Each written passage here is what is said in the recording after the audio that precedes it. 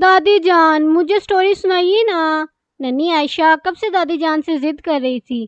اچھا بابا سناتی ہوں۔ دادی جان عائشہ کی طرف دیکھتے ہوئے بولی، آج میں تمہیں لال پری کی کہانی سناؤں گی۔ عائشہ لال پری کا سنتے ہی بہت خوش ہوئی۔ عائشہ کو پریوں کی کہانیاں بہت پسند تھیں۔ دادی جان نے کہانی سنانی شروع کی۔ پرانے وقتوں کی بات ہے، کسی خوبصورت جنگل میں بہت ساری پریاں رہتی تھیں، مگر ان خوبصورت پریوں میں سے جادوئی طاقتیں صرف لال پری کے پاس تھیں۔ لال پری بہت ہی رحم دل اور نیک پری تھی۔ وہ ہمیشہ دوسروں کی مدد کرتی۔ جنگل کے سبھی جانور لال پری سے بہت محبت کرتے تھے کیونکہ وہ ہمیشہ مشکل وقت میں ان کا ساتھ دیتی تھی۔ ایک دن نیلی پری نے لال پری کو بتایا، ہمارے جنگل سے بہت دور کسی جگہ پر ایک سنہرا پیڑ ہے۔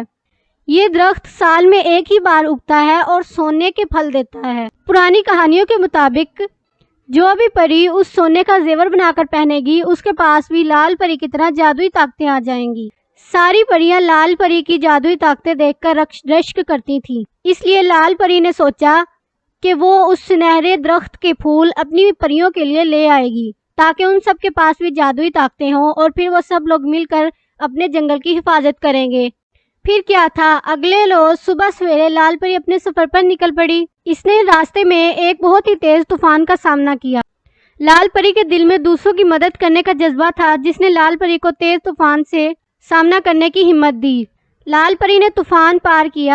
اب اسے ایک گہرا سیاہ جنگل پار کرنا تھا۔ اس جنگل میں عجیب و غریب مخلوقات اور خطرناک جانور بھی تھے، مگر لال پری نے ہمت سے کام لیا اور تیزی سے جنگل پار کیا۔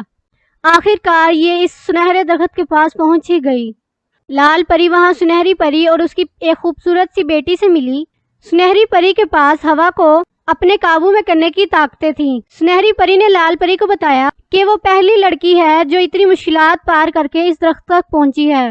سنہری پری نے بتایا کہ وہ اس درخت کی حفاظت کے لیے یہاں پر ہے۔